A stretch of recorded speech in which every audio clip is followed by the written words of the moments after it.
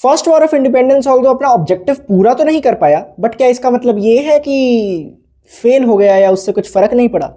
नहीं, उससे बहुत ज्यादा इंपैक्ट पड़ा। सबसे ज्यादा हमने लास्ट लाइन पढ़ी थी, ग्रोथ ऑफ नेशनलिज्म। आज की वीडियो में हम इसी चैप्टर को कवर करेंगे और एक एक डिटेल पूरे चैप्टर पे, पूरे बोर्ड पे लिखी हुई है। पूरा चैप्टर तुम्हारा समेट दिया है, तुम स्क्रीनशॉट लेना चाहते हो तो ले सकते हो, और एक एक डिटेल तुम्हें बता दी जाएगी चैप्टर की जो इंपॉर्टेंट है। एंड हिस्ट्री में बहुत ज्यादा ऐसे फैक्ट्स होते हैं जो कि याद करने मुश्किल होते हैं या फिर दिमाग में नहीं बैठते, कंफ्यूज हो जाते हैं, तो वो सब दिक्कतें I will try to solve as much as I can. Start करते सबसे पहले भैया, ग्रोथ ऑफ नेशनलिज्म। 3 शब्द का ये चैप्टर है, इसमें ही तीनों में ही खत्म हो जाएगा, पहला, दूसरा और तीसरा, 3 शब्द में खत्म हो जाएगा चैप्टर। देखो, लेकिन शुरू करने से पहले ग्रोथ का मतलब क्या होता है भैया? कोई चीज बढ़ना, ग्रो करना। लाइफ में सब, हर बंदे को ग्रो करना चाहिए। हम देखते हैं मोटिवेशनल वीडियोस में कहते हैं ग्रो करते रहो, फिक्स्ड माइंडसेट मत रखो, ग्रोथ माइंडसेट रखो। ठीक है भैया, ग्रोथ हम समझ गए, इतने तो हम समझदार हैं। ऑफ का मतलब तो अब देखो, इसमें तो मैं क्या ही बोलूं, इंग्लिश का शब्द है मतलब, ठीक है। नेशनलिज्म, नेशनलिज्म का की ग्रोथ। अब नेशनलिज्म क्या है?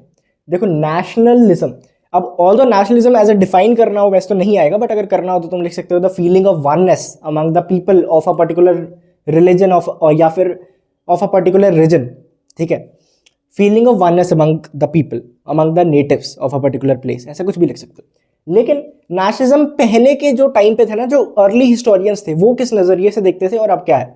पहले जो होता था ना, वो ये होता था कि नेशनलिज्म का मतलब है कि हम एक राजा के अंडर रहते हैं, हम मतलब उनकी प्रजा है उस राजा की, वो मतलब पूरा एरिया वो राजा गवर्न करता है और हम लोग उसके प्रति लॉयल रहेंगे। बेसिकली ये थिंकिंग थी।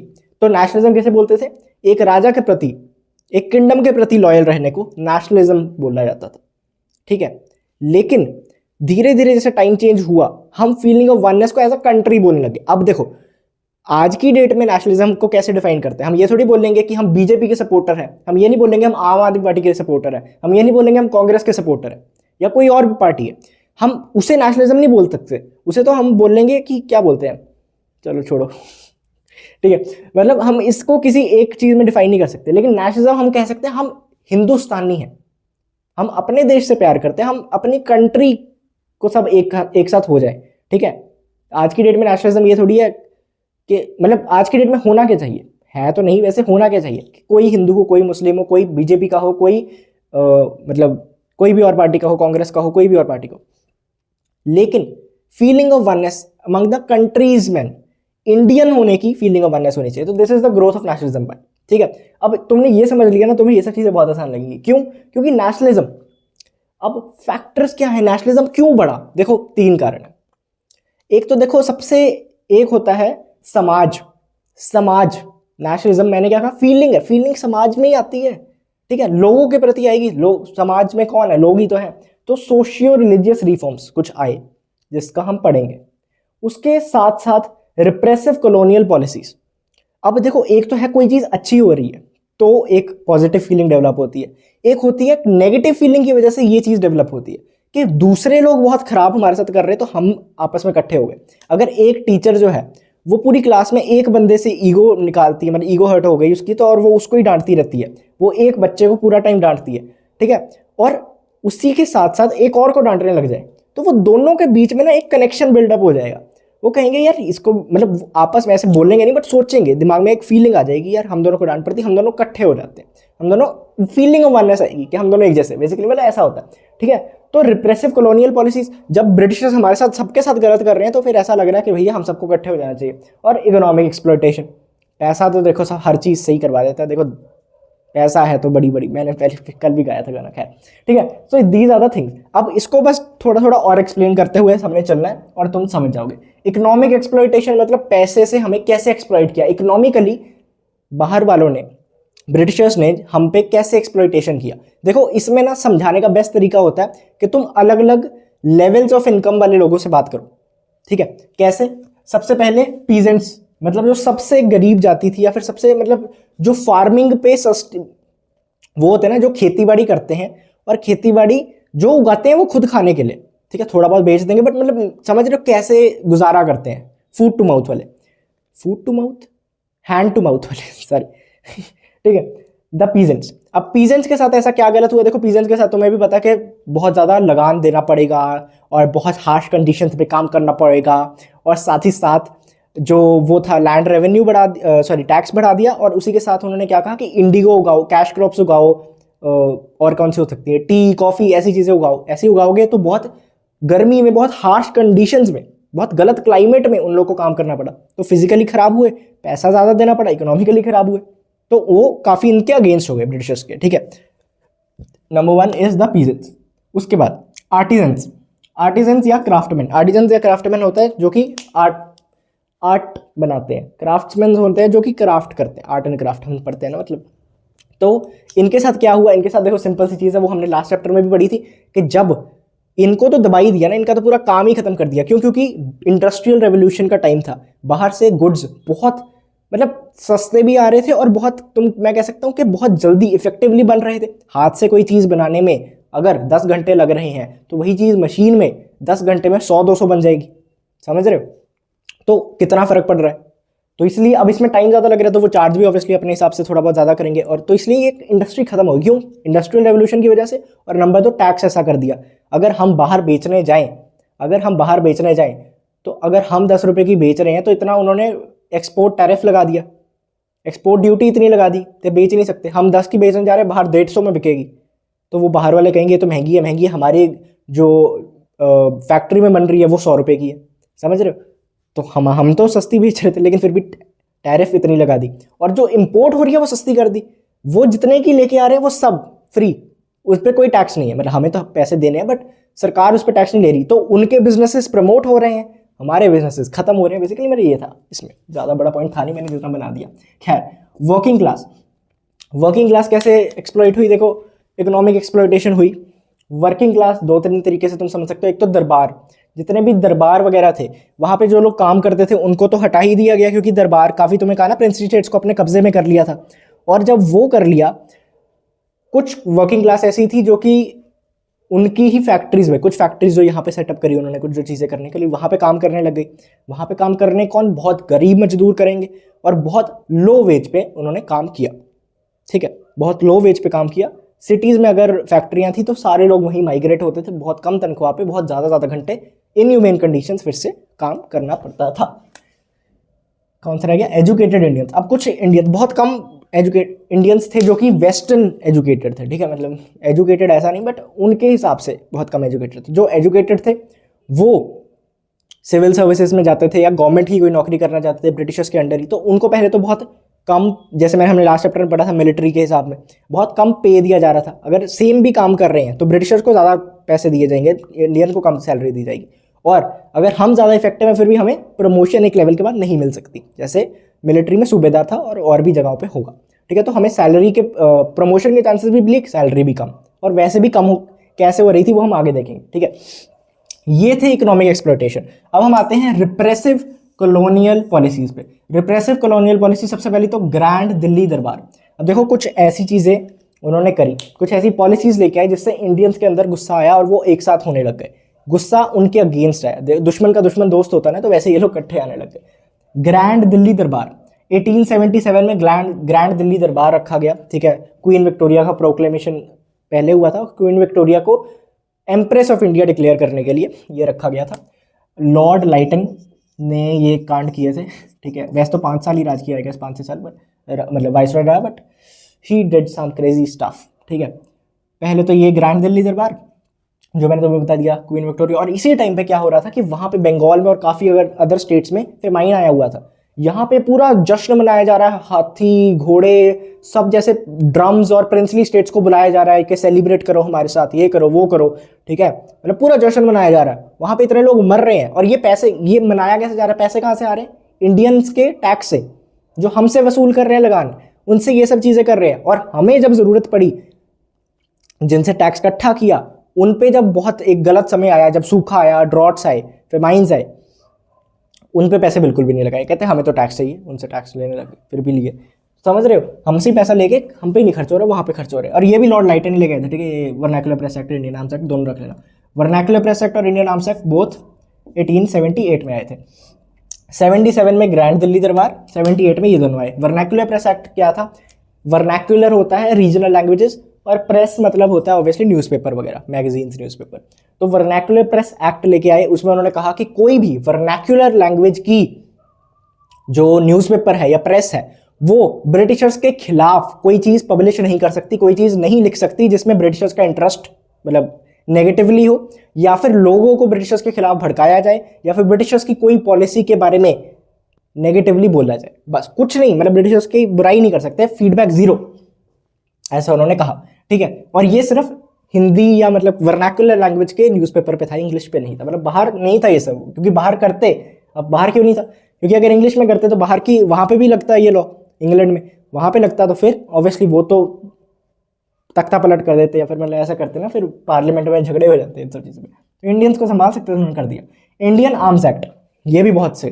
पहले ना इतना वो नहीं होता था कि यार बिना लाइसेंस के गोली, मतलब रखते तो अब भी है लोग, बट तब इलीगल नहीं मानी जाती थी। बट 78 में आया कि इंडियन आर्म्स एक्ट, इसके बाद कोई भी बंदा अगर गोली, किसके पास कोई एम्यूनेशन हुआ, कोई आर्म हुआ, ठीक, हथियार हुआ, ठीक है, तो वो बाय बाय बुरा माना जाए, मतलब उसको अरेस्ट कर लिया जाएगा, बुरा क्या माना जाएगा। ठीक है, तो Indian arms act, it will be illegal अगर कोई बिना लाइसेंस के कोई आर्म कैरी कर रहा है, जो कि अच्छी चीज़ है, यही लॉ अब आज की डेट में तो ये नॉर्मल है, लेकिन तब सिर्फ इंडियंस के लिए ये रूल है। कोई इंग्लैंड वाले बंदे के पास मिले, कोई इंग्लिश बंदे के पास मिले गन वगैरह, नया लाइसेंस, कोई बात नहीं, इंडियंस के पास ये लॉ आ गया, इंडियंस के लिए। तो ये भी काफ़ी गलत माना गया, रिसेंट किया गया। इम्पोर्ट ड्यूटीज़, इम्पोर्ट ड्यूटीज सिर्फ इंडियंस पे रखी गई, जैसे मैंने तुम्हें स्टार्टिंग में बता दिया था कि मैं बाहर से, अगर देखो आप ये भी सोचना, रॉ मटेरियल बाहर जा रहा है तो उस पर टैक्स नहीं था, क्योंकि ब्रिटिशर्स को हेल्प होगी उससे इंडस्ट्रियल रेवोल्यूशन में। फिनिश्ड गुड्स आ रहे हैं उस पर भी टैक्स नहीं है, क्योंकि उनका फायदा है। हम फिनिश्ड गुड भेज रहे हैं किसी और कंट्री में, या फिर ब्रिटिश को, इंग्लैंड को, ब्रिटेन को, तो नुकसान है, वहाँ पे बहुत ज़्यादा टैरिफ है। और इम्पोर्ट ड्यूटी, अगर हम रॉ मटेरियल मंगाएं खुद की फैक्ट्री कुछ बनाने का, उस पर भी बहुत ज़्यादा इम्पोर्ट ड्यूटी है, समझ रहे हो, ये है इम्पोर्ट ड्यूटी में, तुम लिख सकते हो। इल्बर्ट बिल 1883, अब ना वाइसरॉय थे यहाँ पे लॉर्ड राइपन, रिपन बोलते हैं, राइपन, राइपन बोलते हैं, लॉर्ड राइपन वाइसरॉय थे, इन्होंने एक बिल इंट्रोड्यूस किया, मतलब इनके टाइम पे इल्बर्ट, एक सर इल्बर्ट क्या बोलते हैं, एक जज वगैरह थे, तो उन्होंने एक बिल इंट्रोड्यूस किया था पार्लियामेंट में ब्रिटिश के 1883 में, कि देखो पहले क्या होता था कि कोई भी, अगर कोई मुजरिम आया है ना कोर्ट में, तो वो देखा जाएगा कि क्या वो मुजरिम इंडियन है या इंग्लिश है, उस बेस पे जजेस सिलेक्ट किए जाएंगे। अगर तो इंडियन है तो कोई दिक्कत नहीं, जो है वो यूज है, लेकिन अगर कोई ब्रिटिश आया है, कोई इंग्लिश बंदा आया है, ठीक है, नॉन इंडियन आया है, तो उसका ट्रायल कोई इंडियन जज नहीं कर सकता, उसका ट्रायल सिर्फ इंग्लिश लोग ही कर सकते हैं। अब इससे क्या दिखाया जाएगा, जब ये बिल आया उसमें उन्होंने ये कहा कि कोई भी कर सकता है, मतलब अगर क्वालिफाइड है, कोई इंडियन भी क्वालिफाइड है, इंडियन जज, कोई इंडियन मैजिस्ट्रेट क्वालिफाइड है टू गिव अ वर्डिक्ट, तो वो इंग्लिश बंदे को भी ट्रायल कर सकता है।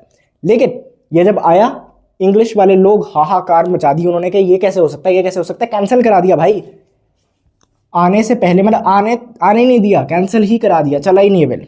इंडियंस के लिए जो एक अच्छी चीज़ हो रही थी वो खत्म करवा दी। क्यों? अब इससे क्या पता लगा कि वो ऐसा सोचते हैं कि उनके जो मुजरिम हैं वो भी इंडिया, पढ़े लिखे इंडियन से ज़्यादा अच्छे हैं, उनके मुजरिम इंडियन जजेस से भी ज़्यादा ऊंचे हैं, कि इंडियन जजेस भी इतने वो नहीं है कि उनके मुजरिमों को मेरी सज़ा सुना सके। समझ रहे हो कितनी रेशियल डिस्क्रिमिनेशन वो उनके दिमाग में थी उस टाइम पे।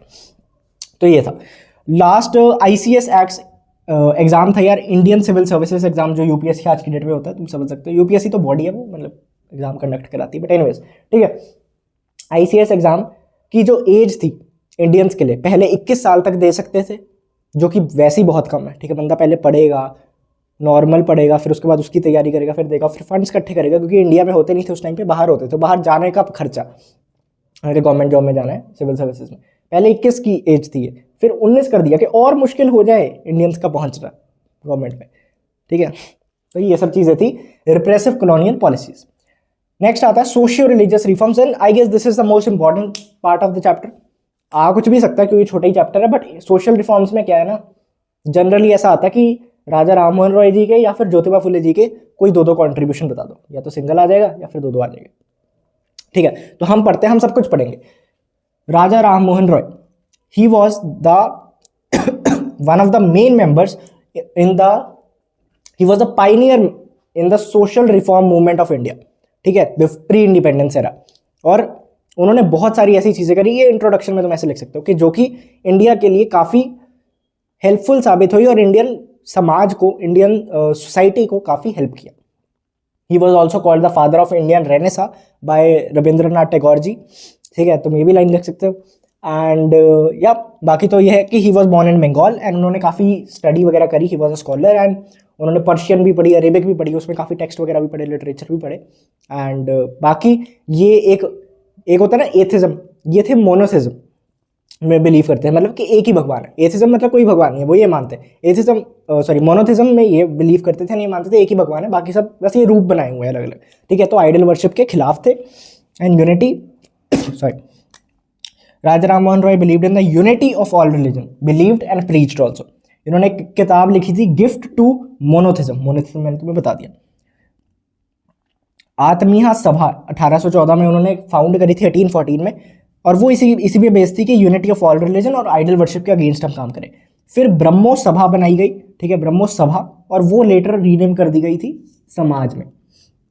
सभा एक छोटी टर्म है, ब्रह्मो सभा, एक सभा होएगी, बैठक होएगी, बातचीत होएगी। समाज मतलब प्रॉपर एक हम इंस्टीट्यूट टाइप बनाएंगे, ठीक है, उस हिसाब से, मतलब एज अ थिंकिंग पर्सपेक्टिव इसका नाम चेंज होता है, अगेंस्ट आइडल वर्शिप। और ये आई थी 1828 में। सो 1814 में आत्मीय सभा, 14 साल बाद ब्रह्मो समाज।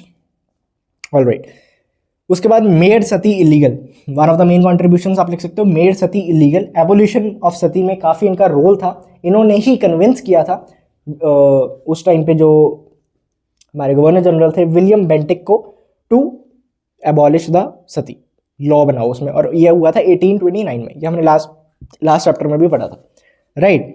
उसके बाद हैवी एक्सपोर्ट ड्यूटीज पे इन्होंने काफ़ी गलत मतलब बताया था कि these are very wrong and इसको हमें रोकना चाहिए, ठीक है। हैवी एक्सपोर्ट ड्यूटीज़ के बारे में इन्होंने काफ़ी अपोज किया था, और इन्होंने एक कुछ मैगजीन्स, कुछ आप कह सकते हो प्रेस चीज़ें शुरू करी थी, संवाद कौमेडी एंड मिरात उल अकबर, ठीक है, ये इन्होंने लिखी थी।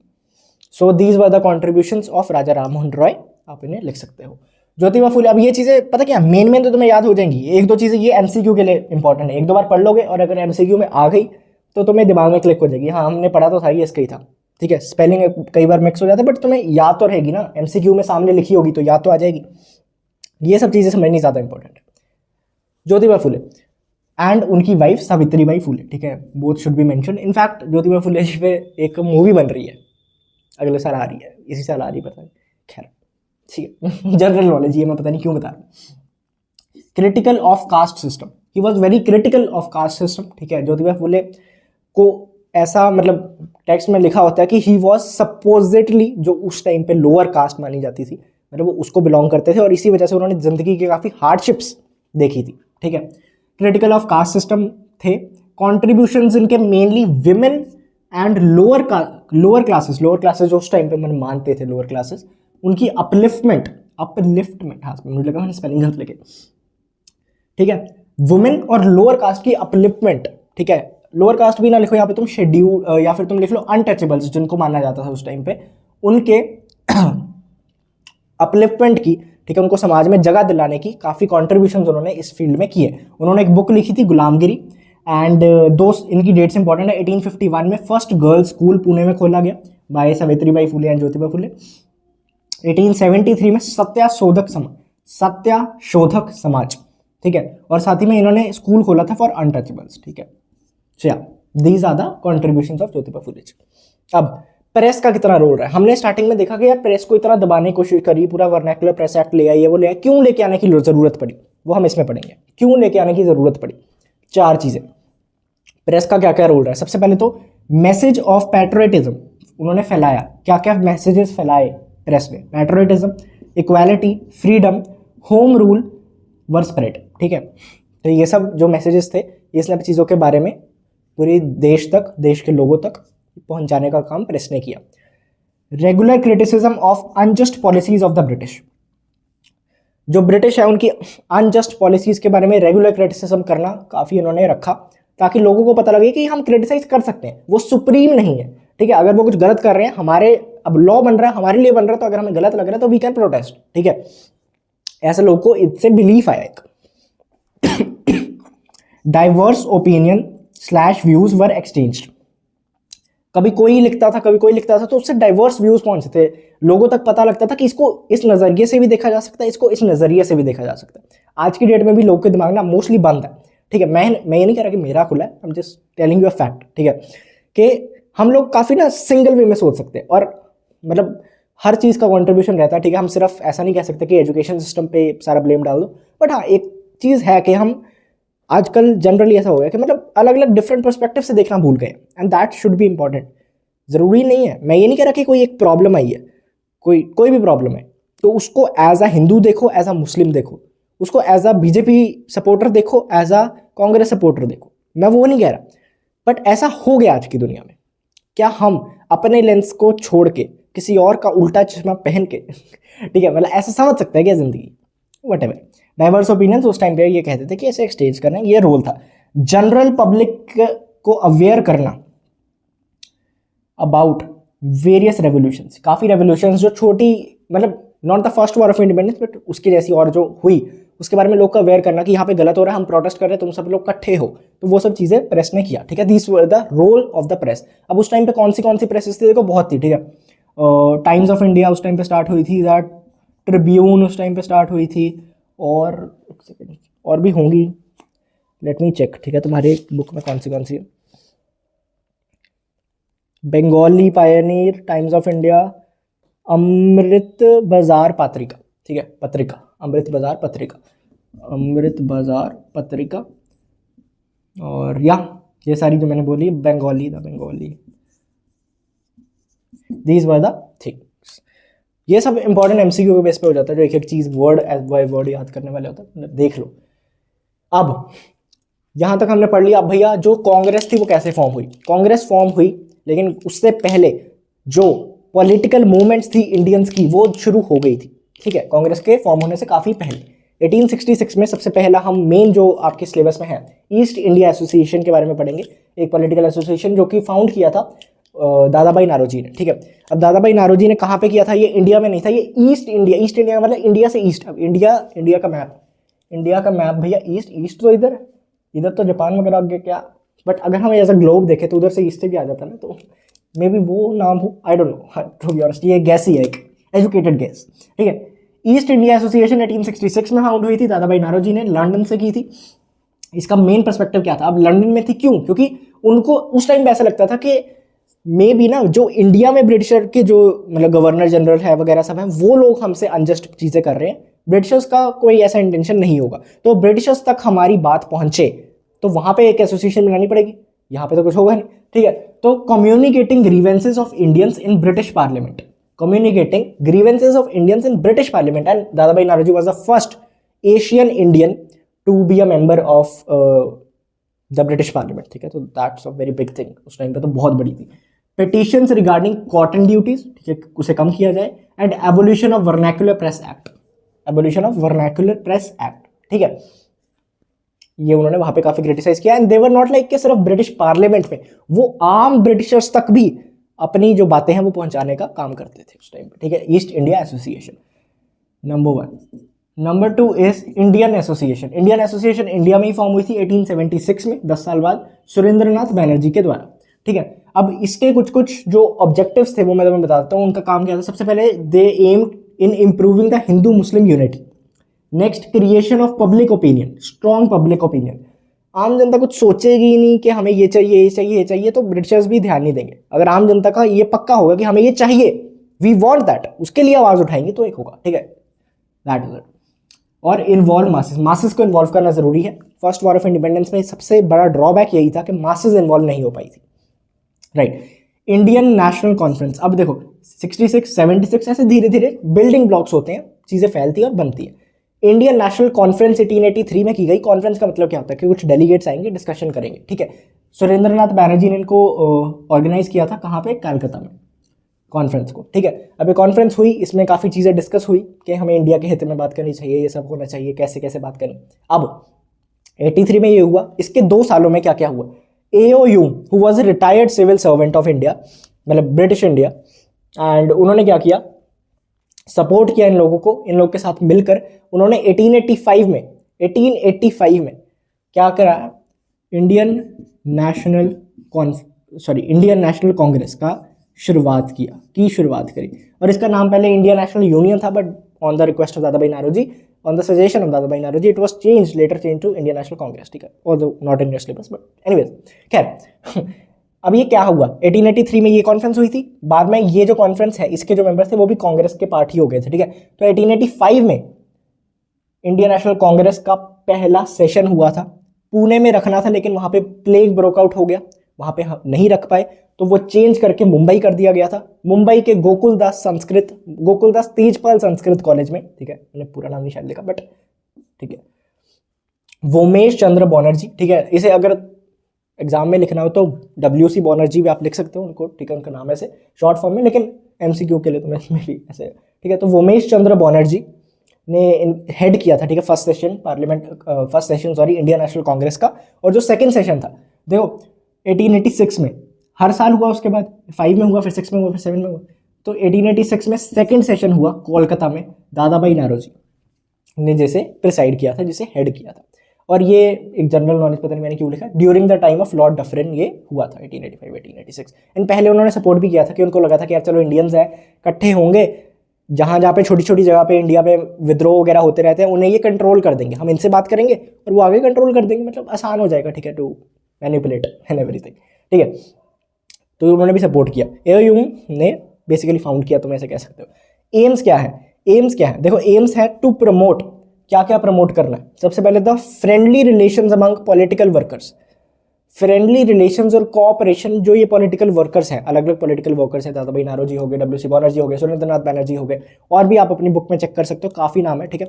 वो सब लोग जो है, उन लोगों के जो कॉन्ट्रीब्यूशंस अलग अलग हो रहे हैं, वो इकट्ठे होके हों, तो friendly relations and cooperation among political workers. Second is develop national unity, जो कि किसी कास्ट के बेस पे ना हो, नेशनल यूनिटी जो कि किसी कास्ट पे बेस पे ना हो, जो किसी क्रीड के बेस पे ना हो, जो किसी रिलीजन के बेस पे ना हो, और रीजन के बेस पे ना हो। जैसे मैंने स्टार्टिंग में कहा था ना, एक साम्राज्य के प्रति, एक प्रोविंस के प्रति ना हो, इंडिया के प्रति।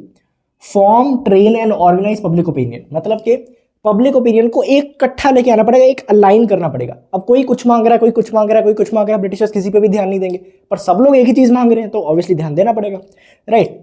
और तो बस यही है, पॉपुलर डिमांड्स को है वो सरकार के सामने प्रेजेंट करना, ठीक है, जो भी पॉपुलर डिमांड्स है उसे सरकार के सामने प्रेजेंट करना अबाउट द पीपल, ठीक है। तो ये चीज़ है। अब प्रेजेंट करने का मतलब ये नहीं जाके बोल दिया हाँ जी जी चलो हमें ये चाहिए, नहीं, प्रेजेंट करना एग्जैक्टली मतलब कि डॉक्यूमेंटेशन करना वगैरह सब करना, ऑफिशियली रिप्रेजेंटेटिव करना, लोगों का ऑफिशियल रिप्रेजेंटेटिव बनना, ठीक है। एनीवेज, सो या this was the chapter growth of nationalism. I hope तुम्हें समझ आया हो अच्छे से।